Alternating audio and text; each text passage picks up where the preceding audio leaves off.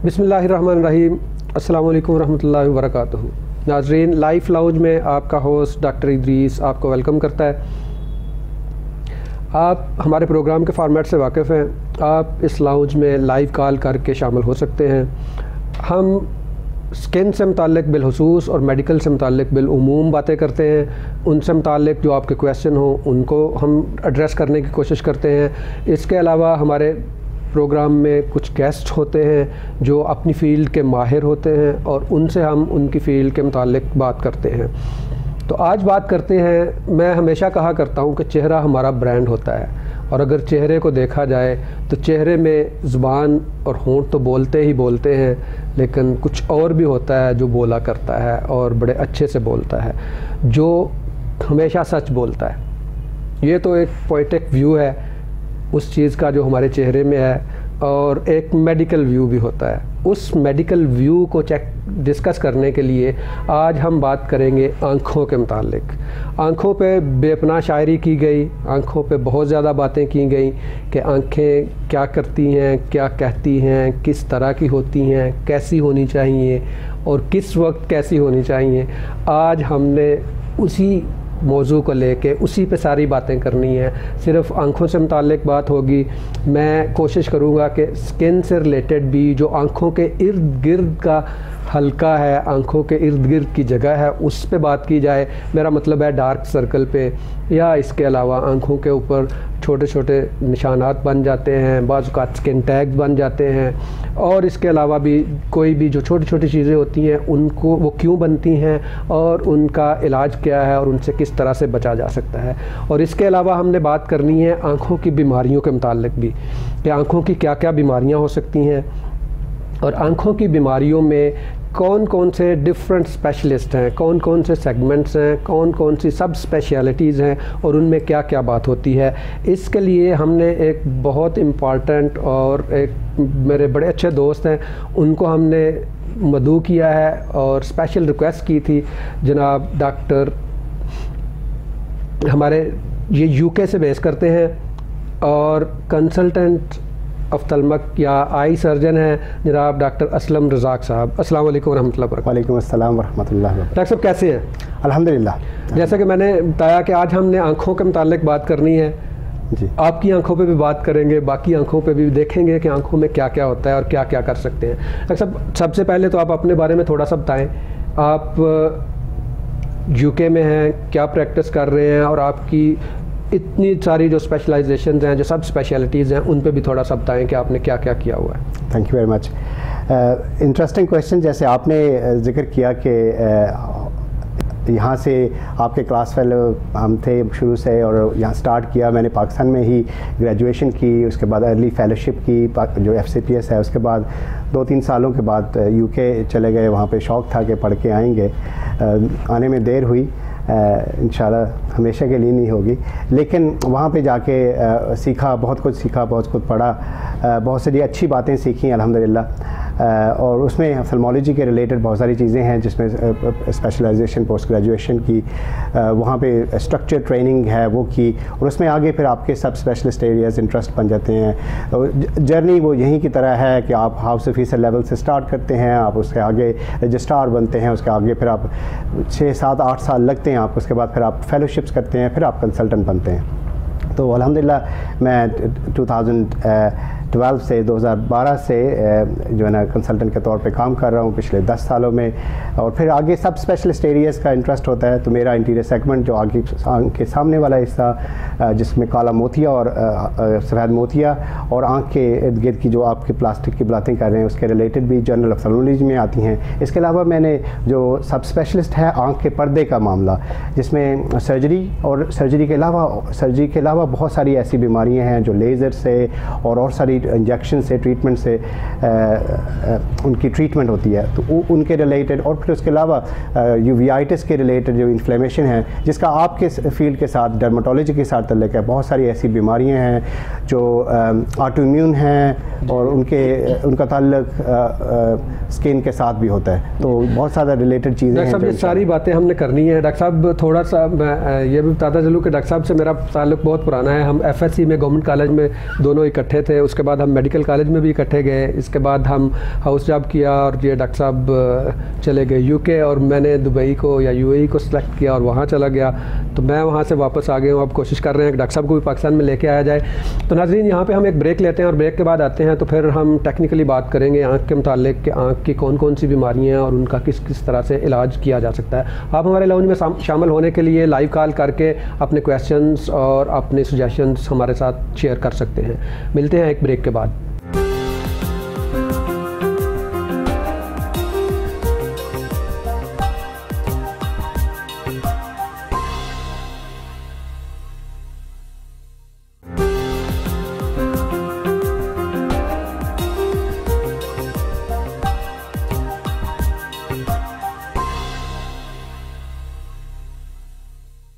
Welcome back नाजरीन, live lounge में खुशामदीद। आप लाइव कॉल करके हमारे लाउंज का हिस्सा बन सकते हैं। अपने मसाइल, आज हम जिन मसाइल पे बात कर रहे हैं वो आँखों से मुताल्लिक हैं और जो हमारे गेस्ट जिन्होंने ब्रेक के दौरान हमें ज्वाइन किया है जनाब अल्लामा ज़ीशान अली शाह साहब जो इस्लामिक स्कॉलर हैं, आज हम उनसे भी पूछेंगे।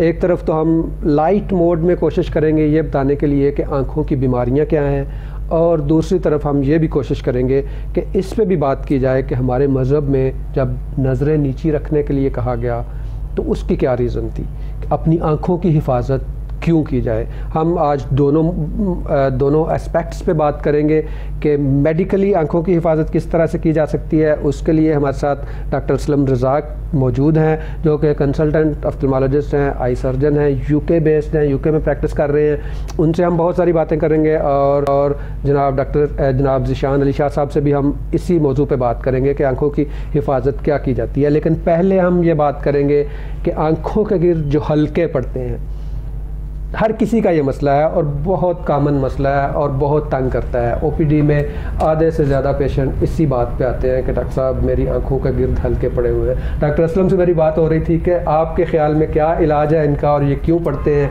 तो कहते हैं कि आप मेरी आंखें देख लें, मुझे भी हल्के पड़े हुए हैं, इसलिए वो अपनी ऐनक उन्होंने लगाई हुई है कि हल्के नज़र नहीं आए, लेकिन हमें तो यहाँ पे नज़र आ रहे हैं। तो ये बात हम करेंगे कि हल्के क्यों पड़ते हैं।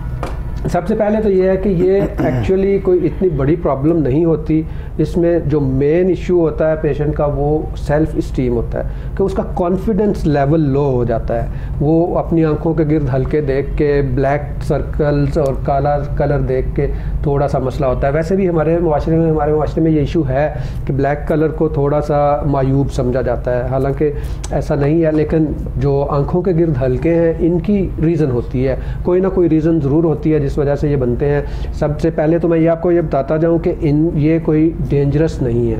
हाँ, प्रॉब्लम्स होती हैं, बहुत सारी प्रॉब्लम्स होती हैं। इनको काजेज़ या रीज़न्स जो हैं वो हम डिस्कस करते हैं। इनको हम दो तरह का कह सकते हैं। एक तो ये है कि जेनेटिक्स में है कि अगर फैमिली में डार्क सर्कल्स थे, पेरेंट्स को थे या ग्रैंड पेरेंट्स को थे, तो ज़्यादा चांसेस हैं कि वो आपको भी होंगे। इसका मतलब ये नहीं है कि यकीनन होंगे और हर बच्चे को होंगे, ऐसा नहीं है। कुछ को हो सकते हैं और कुछ को नहीं भी हो सकते, कुछ को ज़्यादा हो सकते हैं, कुछ को कम हो सकते हैं। जो जेनेटिक्स है या विरासत है या मोरोसी प्रॉब्लम्स हैं उनको हम चेंज नहीं कर सकते क्योंकि वो हमारे इख्तियार में नहीं होता।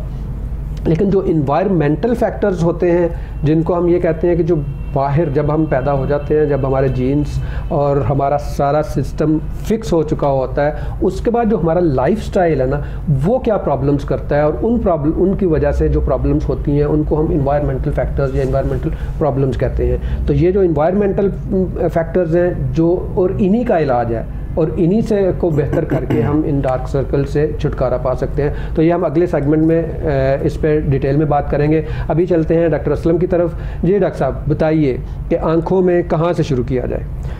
देखिए, आंखों में जो बेसिक चीज़ें समझने वाली हैं कि आँख आम लोगों का एक कॉन्सेप्ट है कि आँख छोटा सा एक जिस्म का हिस्सा है और एक आंखों का डॉक्टर है। यूजुअली ये कौन सा बड़ा डॉक्टर है जी, इतने बड़े बड़े डॉक्टर हैं, दिमाग का डॉक्टर है, ये भी डॉक्टर है, ये कॉन्सेप्ट की बात कर रहे हैं। आंखों की छोटी सी आंख है, इसका डॉक्टर है।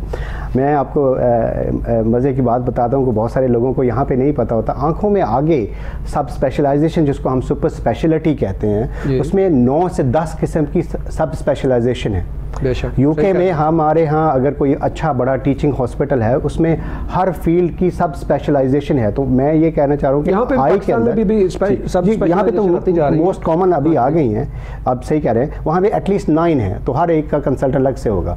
तो इसमें ये समझने की ज़रूरत है कि आंखों के डॉक्टर जो जनरल ऑफ्थल्मोलॉजिस्ट जिसको कहते हैं उनका ताल्लुक इस तक होता है कि वो स्क्रीनिंग करें और उनके जो रिलेटेड काम आम चीज़ें हैं उनको वो डील करते हैं। फिर आगे जो इम्पोर्टेंट होता है वो ये कि आगे जो कॉम्प्लिकेटेड चीज़ें हैं, जो कॉम्प्लेक्स मामलात हैं, जिस बीमारी के काले मोतिये के रिलेटेड है, आँख के पर्दे के रिलेटेड है, भैंगेपन के रिलेटेड है, बच्चों के रिलेटेड है, ये सारी जो बीमारियाँ प्लास्टिक के रिलेटेड है, ये जो बीमारी हैं आगे उनके जो सब स्पेशलिस्ट हैं उनको उनमें। आपने बात की काला मोतिया और सफ़ेद मोतिया की, तो इन दोनों पे ये बहुत कॉमन है हमारे मुल्क में, और इन पे पिछले दिनों हमने वांडो में एक कैंप किया, आई कैंप, 3 दिन का आई कैंप था। उसमें तकरीबन 3,500 से 4,000 के करीब पेशेंट्स देखे गए और उनमें से 1,000 सफ़ेद मोतिया के पेशेंट्स थे जिनकी सर्जरीज हुई। तो ये बहुत कॉमन है, इस पर भी हम बात करना चाहेंगे और डिटेल में बात करेंगे, लेकिन अभी टाइम ब्रेक लेते हैं और उसके बाद फिर यहीं से बात को आगे बढ़ाएंगे। मिलते हैं एक ब्रेक के बाद।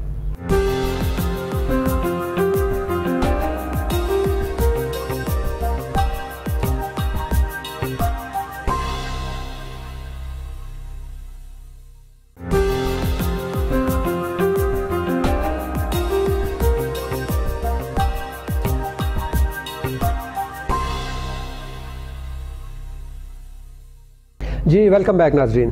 तो बात हो रही थी आँखों पे। डॉक्टर असलम रज़ाक हमारे साथ मौजूद हैं और सैयद ज़ीशान अली शाह साहब हमारे साथ मौजूद हैं। तो डार्क सर्कल पे हमने बात की और उसकी जो इन्वायरमेंटल काजेज़ हैं, जो रीज़न्स हो सकती हैं, उनमें सबसे पहली तो यह है कि नॉर्मली मिलाजमा जो है या डार्क सर्कल या ब्लैक कलर जो है प्रेगनेंसी में बहुत कॉमन है। इसके अलावा कुछ बीमारियां हैं जिनमें ये हो जाता है, और जैसा कि एलर्जी जो है, क्रोनिक एक्जिमा हो सकता है, एलर्जिक राइनाइटिस हो सकता है, आंखें रब करने से भी हो सकता है। इसके अलावा जो इन्वायरमेंटल फैक्टर है उनमें सन एक्सपोजर या अल्ट्रा वायलेट लाइट्स, रेडिएशंस बहुत इंपॉर्टेंट है। जितना ज़्यादा सन एक्सपोजर होगा उतना ही ज़्यादा चांसेस हैं कि कलर डार्क हो जाता है।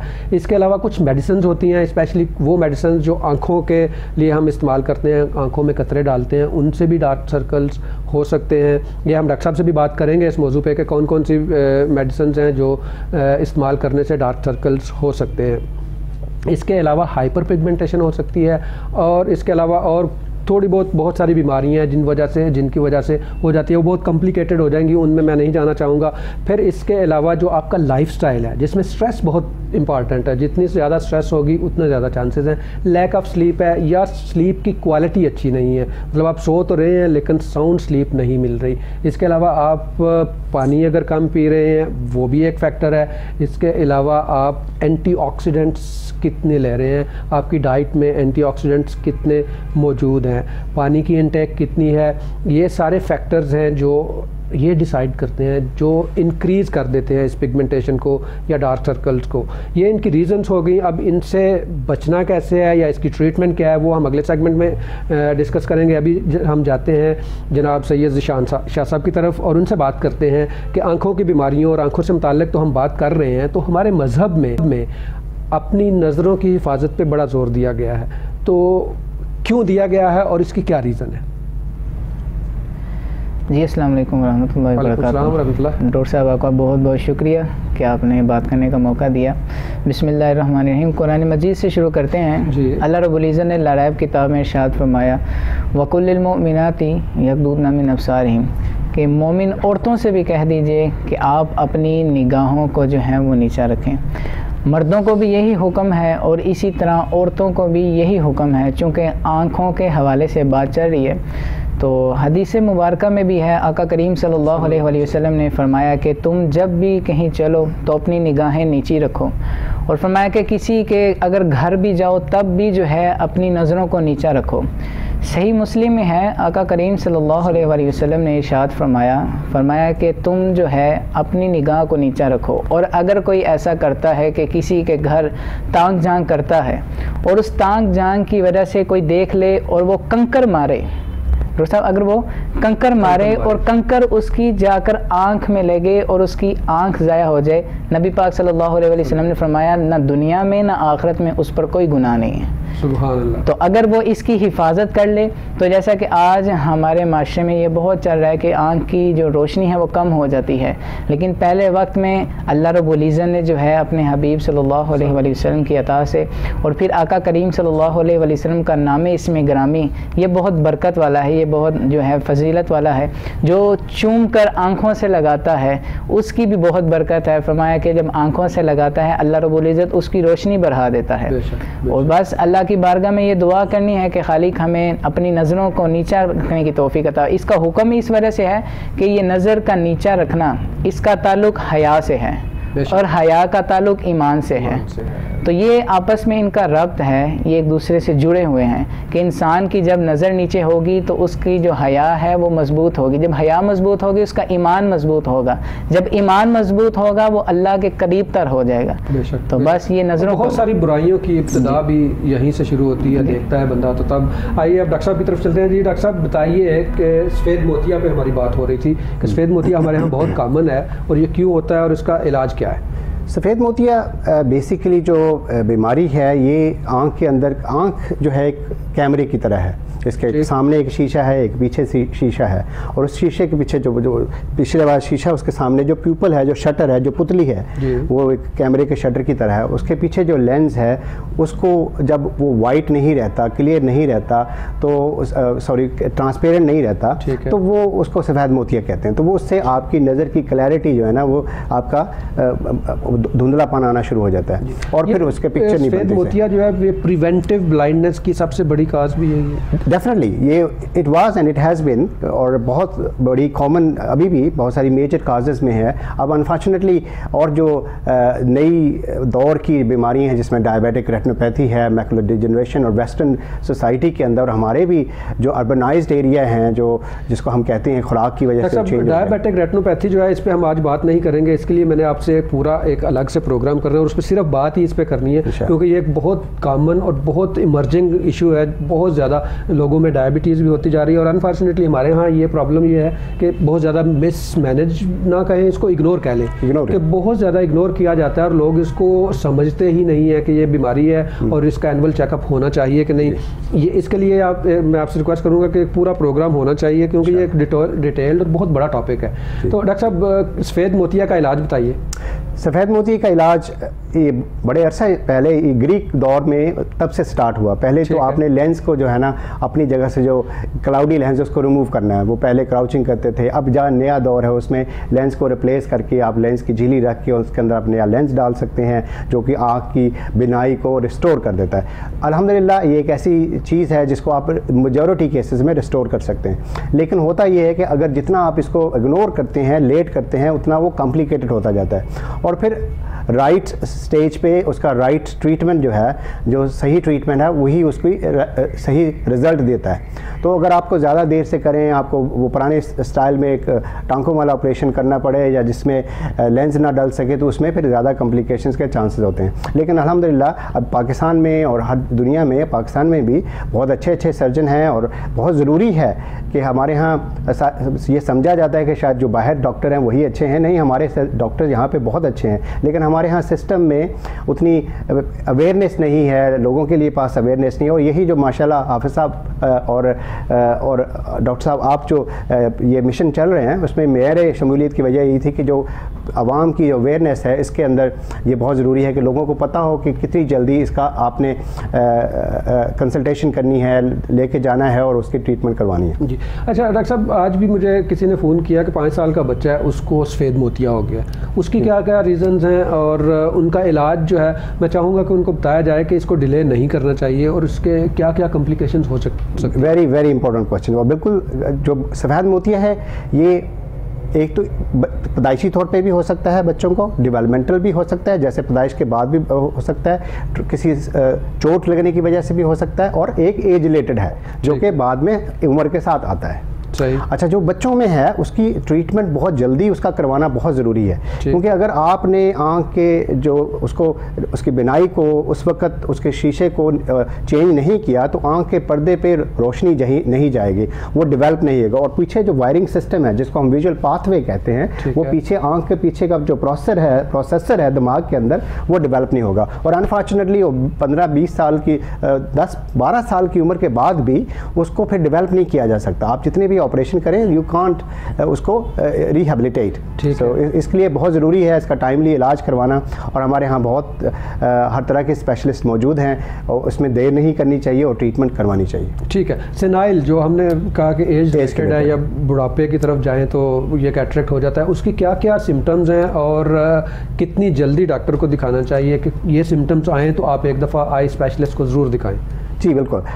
आमतौर पे जो 2-3 किस्म के सिनाइल कैटरेक्ट जिसको हम कहते हैं, एक न्यूक्लियोस्क्लेरोसिस जिसमें लेंस की जो सिर्फ थिकनिंग हो जाती है, एक के अंदर बाहर से वाइट होना शुरू हो जाता है, कॉर्टिकल कैटरेक्ट कहते हैं, और एक पीछे जो स्किन है उसके ऊपर आना शुरू हो जाता है। उसकी अलग-अलग सिम्टम्स होती हैं। कुछ से आपकी नज़र की बिनाई है वो आपकी ऐनक का नंबर चेंज हो जाता है, कुछ से आपको वैसे धुंधलापन आना शुरू हो जाता है, और कुछ में ग्लेयर होती है, जैसे हेडलाइट है, आप ड्राइवर हैं तो आपकी लाइटें से जो है आपको बहुत बुरी लगेंगी सनलाइट में।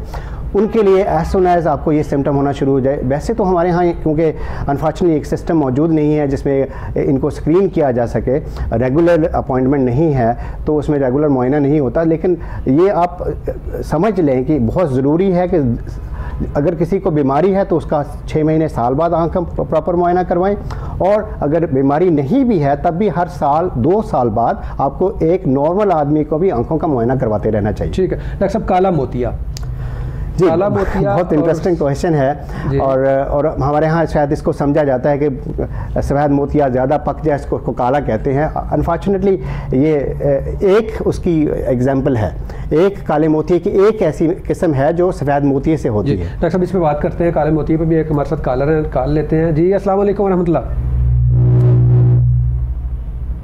अस्सलाम वालेकुम रहमतुल्लाह।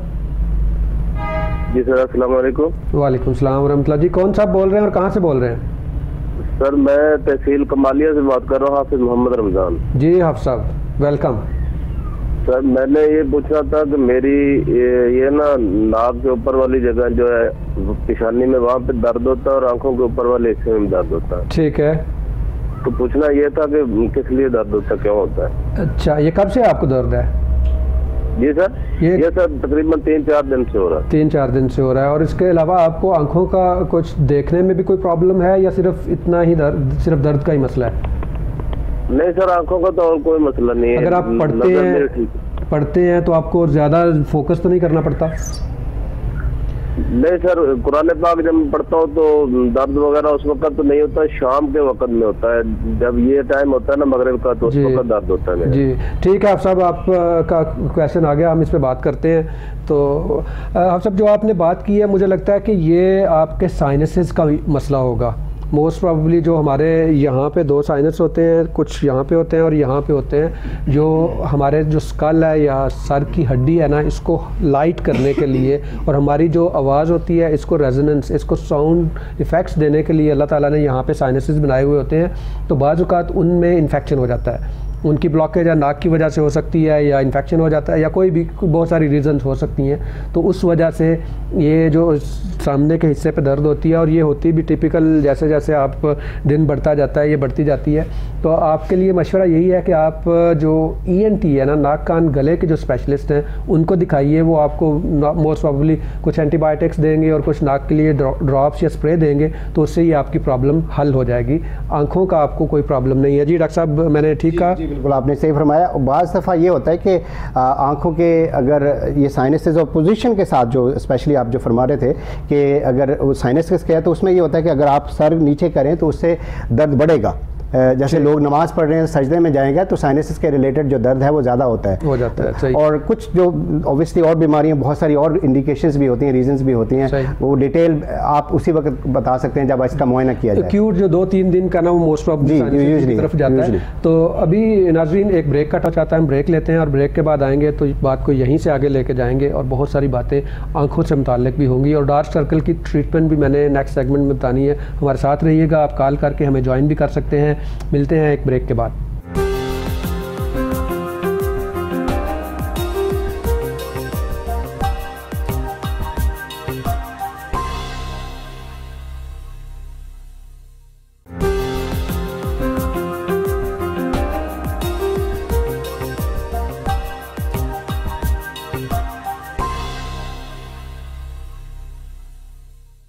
जी वेलकम बैक नाजरीन। तो बात हो रही है आंखों पे, तो काला मोतिया पे बात हो रही थी। पहले हम बात करते हैं काला मोतिया पे और उसके बाद फिर डार्क सर्कल की ट्रीटमेंट और उससे कैसे बचा जा सकता है, इस पे भी बात होगी इंशाल्लाह। जी डॉक्टर साहब, काला मोतिया। जी, काला मोतिया असल में जो मिसनोमर है एक लिहाज से, इसलिए भी इसको कहा जाता है काला मोतिया, इसके वजह से आपकी जो बाहर की बिनाई है वो आहिस्ता आहिस्ता डार्क होती जाती है। ठीक है, जिसका मतलब यह है कि आपका ब्लाइंड जो है, जो पेरिफेरल विजन जो है वो ब्लाइंड होती जाती है, काली होती जाती है। मतलब आपको ये वाला जो इतना नज़र आ रहा है वो स्लोली कम होता जाता है और ऐसा स्टेज भी आती है कि आपकी सिर्फ टनल विजन जिसको कहते हैं वो रह जाती है। और अनफॉर्चुनेटली ये ऐसी बीमारी है जिसमें मेजॉरिटी जो पेशेंट्स हैं जो उनको इसका बीमारी का उस वक्त तक पता नहीं चलता जब तक कि वो काफ़ी आगे स्टेज तक ना चले जाए। तो इसमें असल जो चीज़ है, इसके बहुत सारे डिफरेंट टाइप्स हैं और बहुत सारे डिफरेंट फैक्टर हैं, लेकिन मोटी बात जो है वो ये है कि इसकी भी इनिशियल स्क्रीनिंग की ज़रूरत है। तो उसमें दो चीज़ें, एक तो ये है कि आंख का प्रेशर चेक करना पड़ता है और आंख के प्रेशर के साथ आंख की जो पीछे नर्व है जो कि जो आंख के जो आई बॉल है जो पीछे लेके जाते, वायरिंग जो कनेक्ट करती है ब्रेन के साथ, उसके जो सरफेस है जो उसको ऑप्टिक नर्व का हेड कहते हैं हम, उसका जो असेसमेंट है, उसका एग्जामिनेशन जो है मुआयना करवाना वो बहुत ज़रूरी है। अगेन मुआयने की तरफ मैं यहाँ पे डॉक्टरों की कंसल्टेशन बेचने के लिए नहीं, लेकिन ये बताना बहुत ज़रूरी है कि आंखों का मुआयना बहुत ज़रूरी है रेगुलर करवाना। डॉक्टर साहब ये बताएं कि फ़र्क इन दोनों में फिर ये हुआ कि जो सफ़ेद मोतिया है वो लेंस की प्रॉब्लम है जी, और जो काला मोतिया है ये प्रेशर की प्रॉब्लम है। बिल्कुल ठीक है, और दोनों का जो ट्रीटमेंट है वो भी डिफरेंट है। उसका तो सीधा जो है आपने सर्जरी करनी है, ड्रॉप से कुछ नहीं होने वाला, सर्जरी ही होगी जो सफ़ेद मोतिया है। और काला मोतिया जो है इसमें जो पहले तो ड्रॉप्स हैं और उसके बाद सर्जरी भी आती है।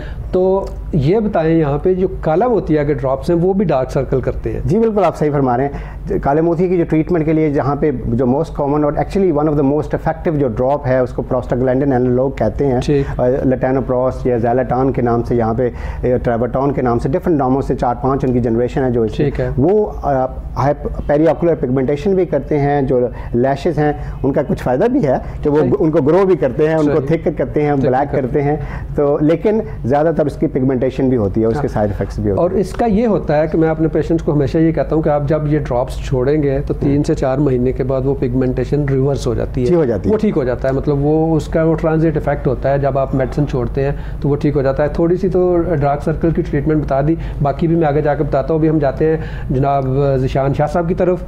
शाह साहब, आँखों के मुताल्लिक बातें हो रही हैं और आँखों की का जैसा आपने बड़ी अच्छी बात की कि आँखों का हया से ताल्लुक़ है। ठीक है, मैं ये कहता हूँ कि आँखों का दिल से भी ताल्लुक़ है, क्योंकि आँखें ही वो हैं जो दिल को बताती हैं कि ये सीनरी अच्छी है, इसी को देखना है, ये सीनरी अच्छी नहीं है, इससे अवॉइड करना है। तो हमें एक छोटी सी गाइडलाइन दें जो इस्लाम ने हमें दी हुई है कि आँखों की हिफाजत किस तरह से की जाए। जी रुख साहब ने बहुत अच्छी बात की कि जो आँखों का ताल्लुक़ है वो दिल से भी है। तो इसके बारे में भी रसूल करीम सल्लल्लाहु अलैहि वसल्लम ने फरमाया कि जो बदनिगाही है, यानी इंसान किसी रास्ते में बैठता है, एक दफ़ा सहाबा को भी हुक्म यही हुआ कि आपने रास्ते में नहीं बैठना, तो उन्होंने मजबूरी ज़ाहिर की, तो आका करीम सल्लल्लाहु अलैहि वसल्लम ने मना फरमा दिया और फिर ये कहा कि अगर बैठो भी तो निगाहें नीची रखो। फिर कहा कि सलाम का जवाब भी दो, या आप सलाम में पहल करो, भलाई का हुक्म दो। और फिर दूसरी बात आका करीम सल्लल्लाहु अलैहि वसल्लम ने फरमाया कि ये जो निगाह है, बुरी निगाह, फरमाया कि ये जो है शैतान का वो जहर वाला एक तीर है, जो आप अगर बदनिगाही करते हो, निगाह ऊंची करते हो, जिसे हम इसे आंखों का जिना भी कहते हैं, वो जो उसका जहरीला तीर है, ये शैतान का एक तीर है जो वहाँ से होता है उसके दिल पर जाता है। और इसी तरह एक बुज़ुर्ग हैं, उनके बारे में आता है, बचपन में थे आप, तो आपने वो जिस तरह हम कहते हैं ना कि अरबी लिबास वो तोप पहनी होती है, तो आपने सिर्फ फ़कत वो पहनी थी, नीचे से कुछ भी ना पहना था। तो सामने से आपने कुछ औरतों को आते हुए देखा, तो आपने जो है वो अपनी तोप को उठा के आँखों पे लगा लिया, आँखों की हिफाजत कर ली। तो जब वो करीब आई, उन्होंने कहा कि आपने अपनी आँखों की तो हिफाजत कर ली, लेकिन शर्मगाह तो आपकी ज़ाहिर होगी। तो आपने तब जवाब दिया कि ये आँखों से ही सर्कल जो है ये सिस्टम शुरू होता है, और फिर दिमाग से, फिर दिल में, फिर जो है ये शहवत वाली जगह पर जो है ये मुतासिर होता है। तो ये जो है बदनिगाही, इससे आका करीम सल्लल्लाहु अलैहि वसल्लम ने हमेशा मना फरमाया कि किसी की तरफ झांकना नहीं, आंखों को नीचे रखना है। और आका करीम सल्लल्लाहु अलैहि वसल्लम ने इस वजह से फरमाया कि ये एक बहुत बड़ी अल्लाह की नेमत है, ये बहुत बड़ी। और किसी ने क्या खूब कहा कि ये आंखें फ़कत अल्लाह ने इस वजह दी हैं कि हम इनसे नबी पाक सल्लल्लाहु अलैहि वसल्लम का दीदार करें। कि दिल है वो दिल जो तेरी याद से मामूर रहा, सर है वो सर जो तेरे कदमों पे कुर्बान गया। और फिर इसी तरह एक और शायर ने क्या लिखा कि फरमाया कि की ना कीता यार ने एक यार वास्ते, रब महफिलां सजाइया ने सरकार वास्ते, दिल याद लई बनाया है तारीफ़ लई ज़ुबान, अखियाँ बनाइयाँ सोने दे दीदार वास्ते। सुभान अल्लाह। अच्छा, अभी हम आते हैं डॉक्टर असलम राग की तरफ वापस। डॉक्टर साहब ये बताइए कि जो आँखों की एलर्जी है ये कितनी डेंजरस हो सकती है अगर इसको इग्नोर किया जाए जी, और इसकी ट्रीटमेंट क्या है? अगेन आपने एलर्जिक जो है वो एक्सटर्नल इरिटेंट्स की वजह से भी हो सकती है। बहुत सारे लोगों को डिटर्जेंट से, कॉस्मेटिक्स से, बहुत सारे एक्सटर्नल जो है उनसे होती है। बाज़ एलर्जी आपको जो फूड रिलेटेड वो एक पेरियोकुलर उससे भी हो सकती है। फिर बहुत सारी एलर्जी आपके इम्यून सिस्टम के रिलेटेड भी होती हैं। तो अब और बच्चों के अंदर सीजनल एलर्जीज़ भी होती हैं, आप बिल्कुल उस पर बहुत अच्छी तरह उसका इल्म रखते हैं। तो उसकी सबसे पहले तो एलर्जी का हमेशा ये होता है कि आइडेंटिफाई किया जाए कि किस चीज़ से आपको एलर्जी है, उस चीज़ से अवॉइड किया जाए, उसको रोका जाए। और फिर होता है कि अवॉइड करने के अलावा उसको यूजुअली एलिमिनेट करना पड़ता है आपको एक एक करके। और फिर उसकी सप्रेस करने के लिए एलर्जी यूजुअली एक रिस्पॉन्स है आपका बॉडी का किसी चीज़ के अगेंस्ट जो उसको आपकी बॉडी पसंद नहीं कर रही। ये तो है जनरल एक बात। फिर आके जो उसकी ट्रीटमेंट है उसमें बहुत सारी ट्रीटमेंट्स हैं जो सिंपल ट्रीटमेंट्स लॉन्ग टर्म होती हैं, जिसको सोडियम क्रोमोग्लाइकेट और मास्टल स्टेबलाइजर जो कि एलर्जी के रिस्पॉन्स को कंट्रोल करते हैं। यूजुअली इसमें बहुत इंपॉर्टेंट जो बात है, कभी कभी लोगों को यहाँ पे बहुत ज़्यादा शौक होता है, मैं क्योंकि सोचता हूँ कि जल्दी है, आंखें सुरख हैं तो जल्दी जल्दी कोई दवाई दे दें जिससे डॉक्टर साहब आंखें ठीक हो जाएं। तो उसमें डॉक्टर्स आमतौर पे स्टेरॉयड ड्रॉप जो है ना वो दे देते हैं, जिसके नुकसान ये होता है कि इसके शॉर्ट टर्म इफेक्ट होता है, लॉन्ग टर्म उसके साइड इफ़ेक्ट्स भी होते हैं। तो एलर्जी के लिए अगर आप दवाई लें और उसके लॉन्ग टर्म ट्रीटमेंट है तो यूजुअली उसको टाइम लगता है और उस पर थोड़ा सा सब्र की ज़रूरत होती है। और हम सब्र जो है उसमें थोड़े से बहुत ज़्यादा होती है इसमें। और उसके नुकसानात क्या है अगर एक बंदा इग्नोर कर रहा है, नहीं ट्रीटमेंट लेता? जी, आपको बहुत सारी देखें, बच्चों में तो बहुत सारी इसकी प्रॉब्लम्स जो है ना विजन के रिलेटेड भी हो सकते हैं, और बड़ों के अंदर भी उसकी सीवियर फॉर्म में जो वाइट हिस्सा है उसकी डिस्कलरेशन भी हो जाती है। और उसके अलावा जो आँख के सामने वाला शीशा है उस तक इतनी सीवियर एलर्जिक केराटोकंजक्टिवाइटिस जिसको हम कहते हैं उससे हो जाता है कि जो सामने का शीशा है उसकी क्लैरिटी में भी फ़र्क आ सकता है। जैसे आपकी कार की अगर विंड स्क्रीन ख़राब हो जाए तो आपकी आंखें जितनी भी मजबूत हों तो आपको नहीं नज़र आएगा। तो वो उस विंड स्क्रीन को बचाने के लिए भी एलर्जी की ट्रीटमेंट। और फिर आगे बहुत एडवांस डिफरेंट उसकी कॉम्प्लिकेटेड फॉर्म्स भी हैं एलर्जी की। मेरा ख्याल है कि इस टॉपिक में, इस सिटिंग में हम उस पर बात नहीं कर सकते। सही कहते हैं। अच्छा, आइए जो डार्क सर्कल पे हम बात कर रहे थे उसकी ट्रीटमेंट की तरफ आते हैं। सबसे पहला तो जो है कि जो इन्वायरमेंटल फैक्टर मैंने डिस्कस किए थे उनको ख़त्म करना जो है ना वो बहुत ज़्यादा ज़रूरी है। आप जितना उनको रिड्यूस करेंगे, अब मैं हमेशा से ये कहा करता हूँ कि मेडिकल में 1+1 2 नहीं, 1+1 11 या इससे भी ज़्यादा होता है। अगर आपको एक फैक्टर है तो वो फैक्टर जितने आपको साइड इफ़ेक्ट्स दे रहा है या प्रॉब्लम्स दे रहा है, अगर 2 फैक्टर्स इकट्ठे हो जाते हैं तो वो मल्टीफोल्ड हो जाते हैं, वो बहुत ज़्यादा बढ़ जाती हैं। इसलिए आप ये ना कहें कि यार एक फैक्टर कम करने से क्या होगा, एक फैक्टर कम करने से उतने ही अच्छे रिजल्ट्स आएंगे जितने बुरे रिजल्ट्स एक फैक्टर बढ़ाने से आ रहे हैं। तो इसमें सबसे पहला तो ये है कि आप अपनी जो नींद है उसको पूरा करें और साउंड स्लीप जो है वो करें। वो साउंड स्लीप तभी होगी जब आप स्ट्रेस रिड्यूस करेंगे। हमने स्ट्रेस का भी इसकी एक रीज़न्स में बताया कि स्ट्रेस भी एक रीज़न है, आपने अपने स्ट्रेस को रिड्यूस करना है। और मैं हमेशा अपने मरीज़ों को यही कहा करता हूँ कि स्ट्रेस मुसलमानों की बीमारी नहीं है। असल में स्ट्रेस तो वो ले जिसको ये पता हो कि ये प्रॉब्लम या तो मैंने सॉल्व करनी है या मेरे सॉल्व करने से ये सॉल्व हो जानी है। हम मुसलमान होने के नाते हमारा यकीन ये है कि कोई भी प्रॉब्लम जो है वो जो अच्छी तकदीर है या बुरी तकदीर है वो अल्लाह ताला की तरफ से है और उसका सलूशन भी अल्लाह रब्बुल इज़्ज़त ने ही देना है। हमें सिर्फ ये हुक्म है कि हमें अल्लाह रब्बुल इज़्ज़त की बारगाह में दुआ करनी है कि हमें ये प्रॉब्लम मुझसे बड़ी है, इसको सॉल्व कर दें, तो अल्लाह रब्बुल इज़्ज़त सॉल्व करता है। तो स्ट्रेस हमारा प्रॉब्लम नहीं है। दूसरी चीज़, पानी आपने ज़्यादा पीना है, आपने जो नींद है वो पूरी करनी है। इसके अलावा अल्कोहल की कंजम्पशन जो है ना वो भी डार्क सर्कल की तरफ जाती है, उसको भी आपने कोशिश करनी है कि अगर कोई कर रहा है तो नहीं करे। और स्मोकिंग मैं भूल गया था कहना, स्मोकिंग की एक बहुत बड़ी रीज़न है, स्मोकिंग आपने छोड़नी है। और इसके अलावा सन स्क्रीन्स आपने यूज़ करनी है, जब आपने सूरज में जाना है तो सन ब्लॉक्स यूज़ करें।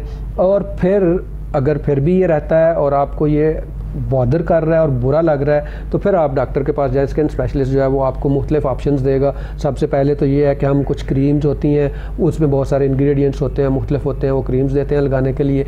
इसके अलावा फिर हमारे पास लेज़र्स के ऑप्शंस होते हैं और बहुत सारे ऑप्शंस होते हैं, उनको देख के केमिकल पील्स हैं और काफ़ी सारे ऑप्शंस होते हैं। वो ऑप्शंस आप अपने डर्माटोलॉजिस्ट से डिस्कस कर सकते हैं। नाज़रीन, बातों बातों में टाइम का पता ही नहीं चला, हमारे प्रोग्राम के वाइंड अप का टाइम आ गया है। मैं अपने दोनों मेहमानों का बहुत बहुत शुक्रिया अदा करता हूँ, जनाब सैयद ज़ीशान अली शाह साहब का, कि वो भी तशरीफ़ लाए और उन्होंने हमारे लॉन्च का हिस्सा बने और बहुत अच्छी बातें की। और डॉक्टर असलम रज़ाक का मैं अगेन थैंक यू, उनको शुक्रिया अदा करते हुए ये कहता हूँ कि चूँकि आप मेरे क्लास फेलो हैं तो आपको ये एक सज़ा है कि हमने डायबिटिक रेटिनोपैथी पे बात करनी है। मैं चाहता हूँ कि इस पर बात की जाए, ये बड़ा इंपॉर्टेंट टॉपिक है। तो मैं डॉक्टर साहब से कहूँगा कि एज़ अर्ली एज़ पॉसिबल हमें एक दिन और दें तो हम उस पर जो है वो पूरी डिटेल में बात करेंगे और अपने नाज़रीन को बताएंगे कि डायबिटिक रेटिनोपैथी की असल में होती क्या है, कि शुगर की वजह से जो आंखों के प्रॉब्लम्स होते हैं वो क्या क्या होते हैं। इंशाल्लाह के सामने हम उस पर बात करेंगे। आज की बात वही, शबान शरीफ का महीना है, दुरूद सलाम की कसरत करें और आका करीम सल्लल्लाहु अलैहि वसल्लम की बारगाह में ज़्यादा से ज़्यादा दुरूद सलाम पेश करें। इंशाल्लाह अगला जो हफ़्ता है, कल का नहीं, उससे अगला जो प्रोग्राम है उसमें हम शब बरात के मुतालिक भी बात करेंगे। अपने होस्ट डॉक्टर इदरीस को इजाज़त दीजिए, इंशाल्लाह आपसे मुलाकात होगी कल। अस्सलामु अलैकुम वरहमतुल्लाहि वबरकातुहू।